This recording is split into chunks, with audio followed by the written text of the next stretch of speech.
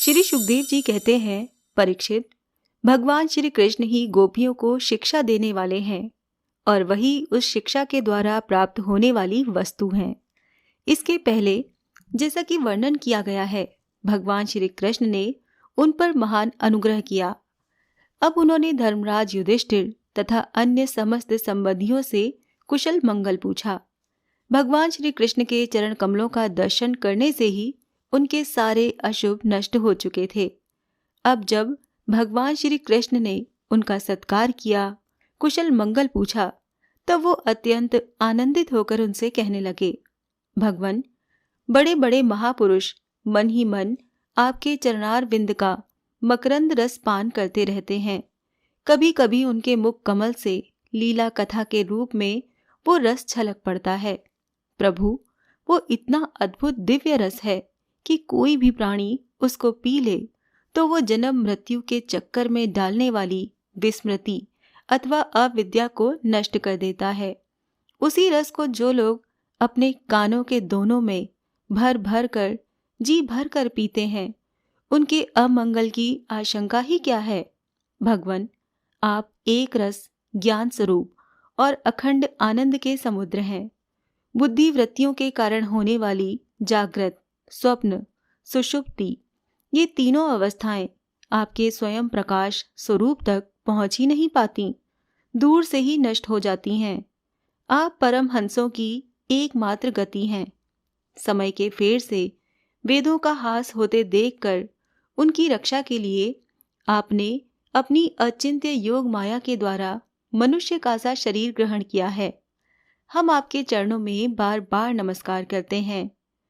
श्री सुखदेव जी कहते हैं, परीक्षित, जिस समय दूसरे लोग इस प्रकार भगवान श्री कृष्ण की स्तुति कर रहे थे, उसी समय यादव और कौरव कुल की स्त्रियां एकत्र होकर आपस में भगवान की त्रिभुवन विख्यात लीलाओं का वर्णन कर रही थीं।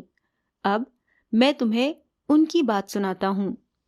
द्रौपदी ने कहा, हे रुक्मणी, भद्रे, हे जाम्बवती, सत्ये, हे सत्यभामे, कालिंदी, शैव्ये, लक्ष्मणे, रोहिणी और अन्य श्री कृष्ण पत्नियों, तुम लोग हमें ये तो बताओ कि स्वयं भगवान श्री कृष्ण ने अपनी माया से लोगों का अनुकरण करते हुए तुम लोगों का किस प्रकार पाणी ग्रहण किया।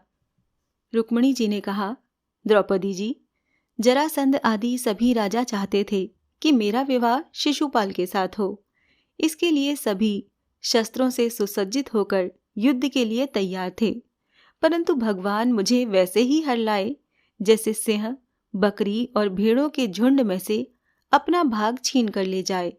क्यों न हो, जगत में जितने भी अजेय वीर हैं, उनके मुकुटों पर इन्हीं की चरण धूलि शोभायमान होती है।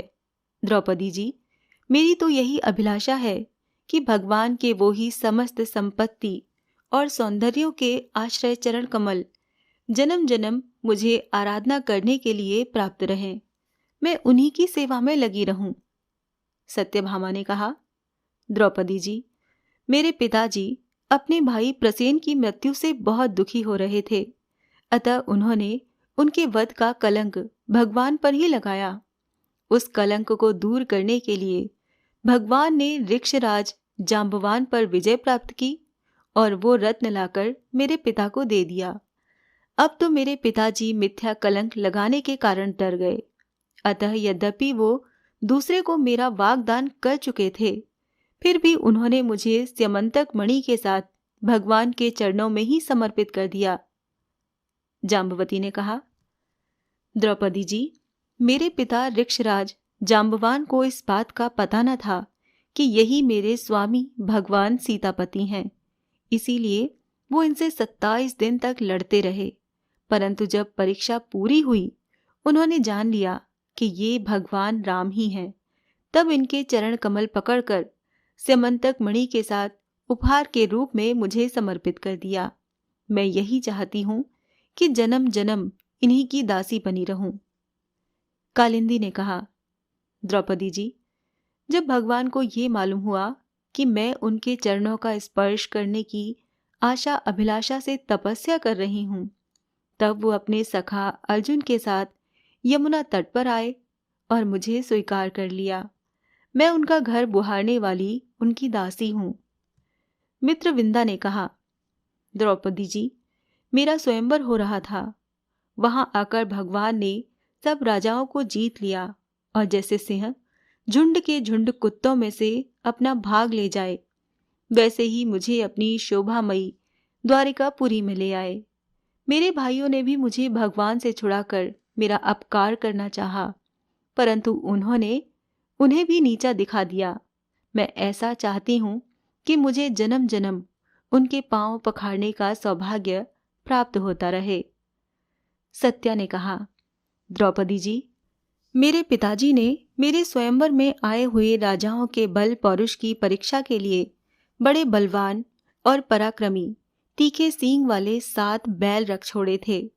उन बैलों ने बड़े बड़े वीरों का घमंड चूर चूर कर दिया था। उन्हें भगवान ने खेल खेल में ही झपट कर पकड़ लिया, नाथ लिया और बांध दिया, ठीक वैसे ही जैसे छोटे छोटे बच्चे बकरी के बच्चों को पकड़ लेते हैं।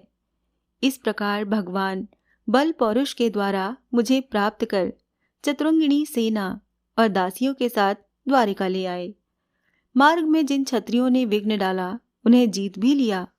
मेरी यही अभिलाषा है कि मुझे इनकी सेवा का अवसर सदा सर्वदा प्राप्त होता रहे। भद्रा ने कहा, द्रौपदी जी, भगवान मेरे मामा के पुत्र हैं।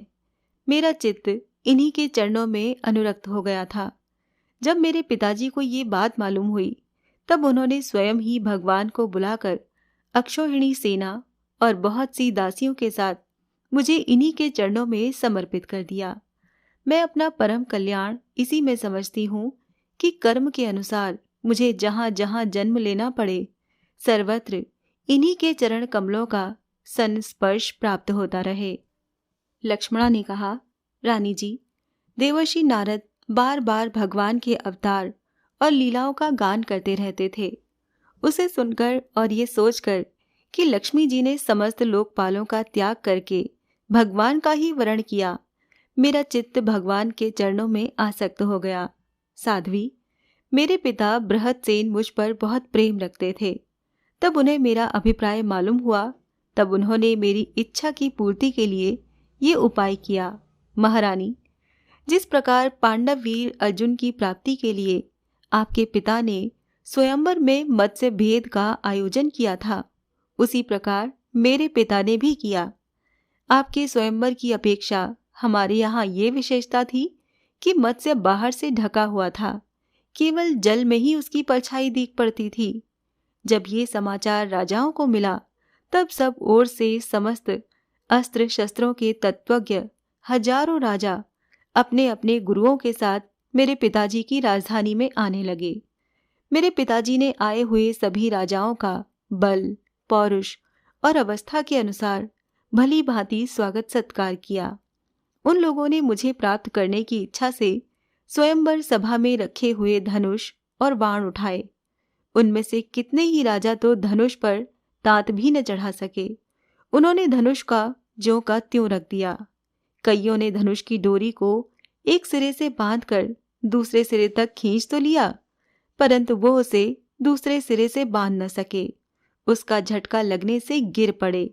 रानी जी, बड़े बड़े प्रसिद्ध वीर जैसे जरासंध, शिशुपाल, भीमसेन, दुर्योधन और कर्ण, इन लोगों ने धनुष पर डोरी तो चढ़ा ली, परंतु उन्हें मछली की स्थिति का पता न चला।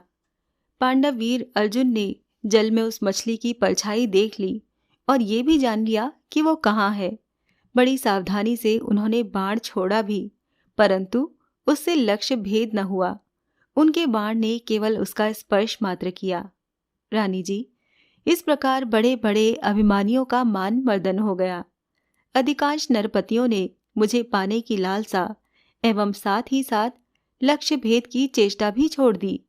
तब भगवान ने धनुष उठाकर खेल खेल में अनायास ही उस पर डोरी चढ़ा दी, बाण साधा और जल में केवल एक बार मछली की परछाई देखकर बाण मारा तथा उसे नीचे गिरा दिया।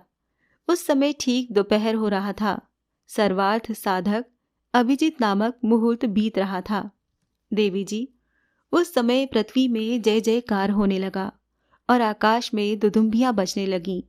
बड़े बड़े देवता आनंद विहल होकर पुष्पों की वर्षा करने लगे। रानी जी, उसी समय मैंने रंगशाला में प्रवेश किया। मेरे पैरों के पायजेब रुंझुन रुंझुन बोल रहे थे। मैंने नए नए उत्तम रेशमी वस्त्र धारण कर रखे थे। मेरी चोटियों में मालाएं गुथी हुई थीं और मुंह पर लज्जा मिश्रित मुस्कुराहट थी। मैं अपने हाथों में रत्नों का हार लिए हुए थी, जो बीच बीच में लगे हुए सोने के कारण और भी दमक रहा था। रानी जी, उस समय मेरा मुखमंडल घनी घुंघराली अलकों से सुशोभित हो रहा था तथा कपोलों पर कुंडलों की आभा पड़ने से वो और भी दमक उठा था। मैंने एक बार अपना मुख उठाकर चंद्रमा की किरणों के समान सुशीतल हास्य रेखा और तिरछी चितवन से चारों ओर बैठे हुए राजाओं की ओर देखा। फिर धीरे से अपनी वरमाला भगवान के गले में डाल दी। ये तो कह ही चुकी हूं कि मेरा हृदय पहले से ही भगवान के प्रति अनुरक्त था। मैंने ज्यों ही वरमाला पहनाई, त्यों ही मृदंग, पखावज, शंख, ढोल, नगाड़े आदि बाजे बजने लगे। नट और नर्तकियां नाचने लगीं, गवैये गाने लगे। द्रौपदी जी, जब मैंने इस प्रकार अपने स्वामी प्रियतम भगवान को वरमाला पहना दी, उन्हें वरण कर लिया, तब कामातुर राजाओं को बड़ा डाह हुआ। वो बहुत ही चिढ़ गए। चतुर्भुज भगवान ने अपने श्रेष्ठ 4 घोड़ों वाले रथ पर मुझे चढ़ा लिया और हाथ में धनुष लेकर तथा कवच पहनकर युद्ध करने के लिए वो रथ पर खड़े हो गए। पर रानी जी, दारुक ने सोने के साथ सामान से लदे हुए रथ को सब राजाओं के सामने ही द्वारिका के लिए हाँक दिया, जैसे कोई सिंह हिरणों के बीच से अपना भाग ले जाए। उनमें से कुछ राजाओं ने धनुष लेकर युद्ध के लिए सज धज कर इस उद्देश्य से रास्ते में पीछा किया कि हम भगवान को रोक लें। परंतु रानी जी, उनकी चेष्टा ठीक वैसी ही थी जैसे कुत्ते सिंह को रोकना चाहें। धनुष के छूटे हुए तीरों से किसी की बाह कट गई तो किसी के पैर कटे और किसी की गर्दन ही उतर गई। बहुत से लोग तो उस रणभूमि में ही सदा के लिए सो गए और बहुत से युद्ध भूमि छोड़कर भाग खड़े हुए। तदंतर यदुवंश शिरोमणि भगवान ने सूर्य की भांति अपने निवास स्थान स्वर्ग और पृथ्वी सर्वत्र प्रशंसित द्वारका नगरी में प्रवेश किया। उस दिन वो विशेष रूप से सजाई गई थी। इतनी झंडियां, पताकाएं और तोरण लगाए गए थे कि उनके कारण सूर्य का प्रकाश धरती तक नहीं आ पाता था। मेरी अभिलाषा पूर्ण हो जाने से पिताजी को बहुत प्रसन्नता हुई। उन्होंने अपने हितैषी, सुहृदयों, सगे संबंधियों और भाई बंधुओं को बहुमूल्य वस्त्र, आभूषण, शैया, आसन और विविध प्रकार की सामग्रियां देकर सम्मानित किया। भगवान परिपूर्ण है, तथापि मेरे पिताजी ने प्रेमवश उन्हें बहुत सी दासियां, सब प्रकार की संपत्तियां, सैनिक, हाथी, रथ, घोड़े एवं बहुत से बहुमूल्य अस्त्र शस्त्र समर्पित किए। रानी जी, हमने पूर्व जन्म में सबकी आसक्ति छोड़कर कोई बहुत बड़ी तपस्या की होगी, तभी तो हम इस जन्म में आत्माराम भगवान की गृहदासियां हुई हैं। 16,000 पत्नियों की ओर से रोहिणी जी ने कहा। भौमासुर ने दिग्विजय के समय बहुत से राजाओं को जीतकर उनकी कन्या हम लोगों को अपने महल में बंदी बना रखा था। भगवान ने ये जानकर युद्ध में भौमासुर और उसकी सेना का संहार कर डाला और स्वयं पूर्ण काम होने पर भी उन्होंने हम लोगों को वहां से छुड़ाया तथा पाणी ग्रहण करके अपनी दासी बना लिया। रानी जी, हम सदा सर्वदा उनके उन्हीं चरण कमलों का चिंतन करती रहती हैं जो जन्म मृत्युमय संसार से मुक्त करने वाले हैं। साध्वी द्रौपदी जी, हम साम्राज्य, इंद्रपद तथा इन दोनों के भोग, अणिमा आदि ऐश्वर्य, ब्रह्मा का पद, मोक्ष अथवा सालोक्य, सारूप्य आदि मुक्तियां कुछ भी नहीं चाहती। हम केवल इतना ही चाहती हैं कि अपने प्रियतम प्रभु के सुकोमल चरण कमलों की वो श्रीरज सर्वदा अपने सिर पर वहन किया करें, जो लक्ष्मी जी के वक्ष स्थल पर लगी हुई केसर की सुगंध से युक्त है। उदार शिरोमणि भगवान के जिन चरण कमलों का स्पर्श उनके गाय चराते समय गोप, गोपियां, भीलिने, तिनके और घास लताएं तक करना चाहती थीं, उन्हीं की हमें भी चाह है।